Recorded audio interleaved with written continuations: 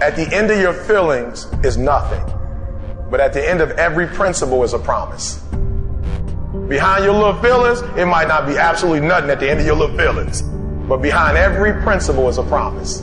And some of you in your life, the reason why you're not at your goal right now, because you're just all about your feelings. You're all on your feelings. You don't feel like waking up. So who does? Every day you say no to your dreams, you might be pushing your dreams back a whole 6 months, a whole year. That one single day, that one day you didn't get up could have pushed your stuff back I don't know how long. It's really hard to be led by your butt. But I'm not qualified. But I'm not good enough.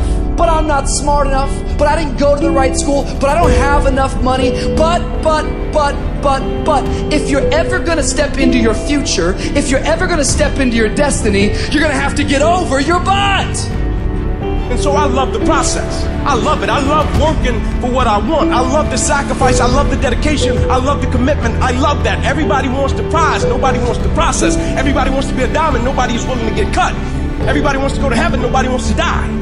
Talent you have naturally. Skill is only developed by hours and hours and hours of beating on your craft. The commodity, the majority of people who aren't achieving the things that they want is strictly based on hustle. It's strictly based on being outworked. It's strictly based on missing crucial opportunities.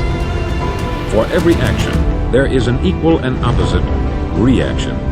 Simply stated, as it applies to you and me, it means we can achieve nothing without paying the price. Now, what is that price? Well, it's many things. First, it's understanding emotionally, as well as intellectually, that we literally become what we think about, that we must control our thoughts if we're to control our lives. It's understanding fully that, as ye sow, so shall ye reap. Secondly, it's cutting away all the fetters from the mind and permitting it to soar as it was divinely designed to do. It's the realization that your limitations are self-imposed and that the opportunities for you today are enormous beyond belief. It's rising above narrow-minded pettiness and prejudice. Thirdly, to use all your courage to force yourself to think positively on your own problem, to set a definite and clearly defined goal for yourself. To let your marvelous mind think about your goal from all possible angles. To let your imagination speculate freely upon many different possible solutions. To refuse to believe there are any circumstances sufficiently strong to defeat you in the accomplishment of your purpose. To act promptly and decisively when your course is clear. And to keep constantly aware of the fact that you are, at this moment, standing in the middle of your own acre of diamonds, as Russell Conwell used to point out. Fourth, save at least 10% of what you earn. It's also remembering that no matter what your present job, it has enormous possibilities if you're willing to pay the price. Now let's just go over the important points in the price each of us must pay to achieve the wonderful life that can be ours. It is, of course, worth any price. 1, you will become what you think about. 2, remember the word imagination. Let your mind soar. 3, courage. Concentrate on your goal every day. 4, save 10% of what you earn. And action.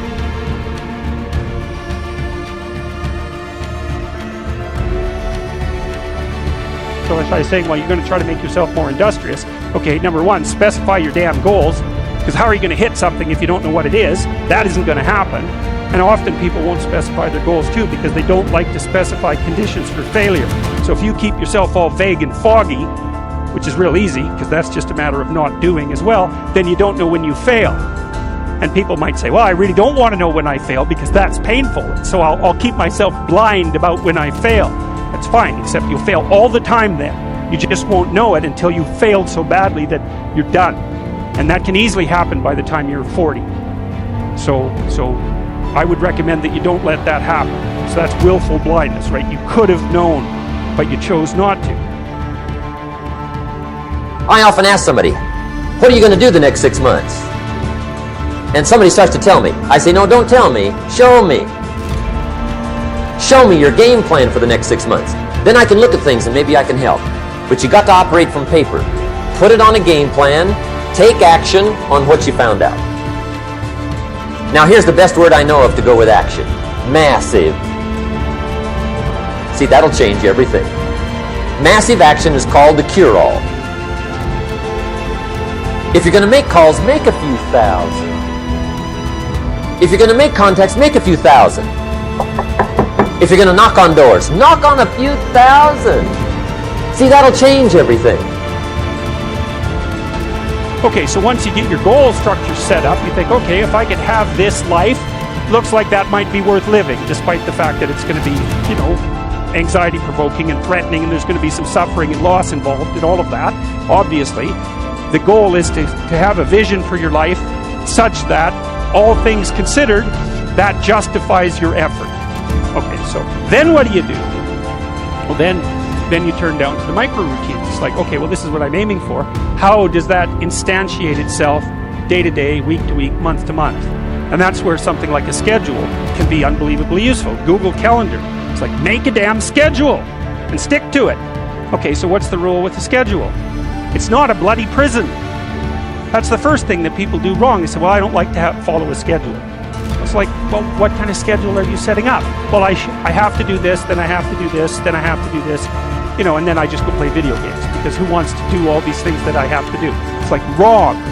Set the damn schedule up so that you have the day you want. That's the trick. It's like, okay, I've got tomorrow. If I was going to set it up so it was the best possible day I could have, practically speaking, what would it look like? Here's the language of the poor. I'll try it a time or two and see what happens. It's the way poor people talk. The guy says, well, I'll give it 30 days. 30 days. You could guess his bank balance. You've got to have a better game plan.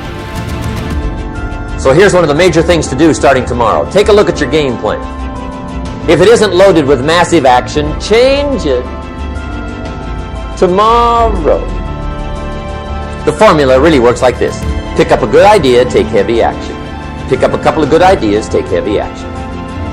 As soon as you blame, shame, or justify, you are disempowering yourself instead of being responsible for your emotions, your feelings, your attitude, and your actions. When you take responsibility, then you are not at the mercy of the outside world and what happens in the outside world. You learn how to upgrade your emotional ability, so whether you're happy or sad or disgusted or frustrated or angry or fearful, you know how to navigate the emotions that causes either the motivational center in your brain to light up or the fear center in your brain to light up, thereby causing you to stop and procrastinate and not take action.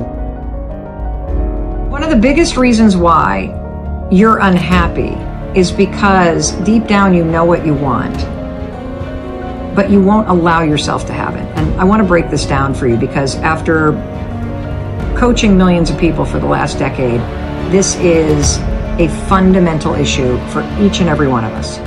So as you go about your life and you scroll through social media, you will inevitably bump into images or people who have the things that you'd like to have, or they're doing the things that you've always dreamt of doing.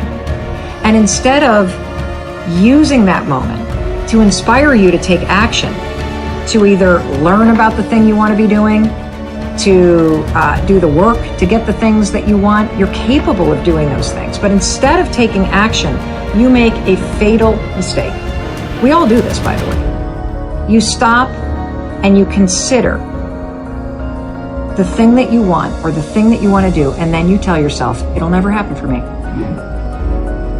Right there, you just killed your inspiration, you killed your dream, you killed your goal, you invalidated yourself, you invalidated your desires, you pounded yourself down into the ground and basically said you're not worthy of that thing. And in that second, you just gave up on yourself and on all the things that are actually meant for you in your life. And so, what do I want you to do about it? Well, here's what I want you to do about it.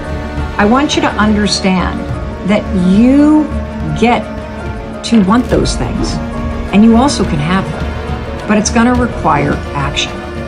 And so the next time you find yourself going about your life and you feel that pang inside of you where you're like, gosh, I'd love to have that kind of car, or I'd love to have that kind of house, or I'd love to have that kind of health or mindset. Note it, and then remind yourself of a simple truth. I can have that mindset. I can have that car. I can have that lifestyle. I just have to be willing to put in the work. It's that simple. Stop telling yourself it'll never happen for you. Because the reason why it's not happening is because you keep telling yourself it won't. The second you tell yourself it absolutely can happen for me, I just got to do the work, you will flip into a mode of taking action, and that's when you'll get it done.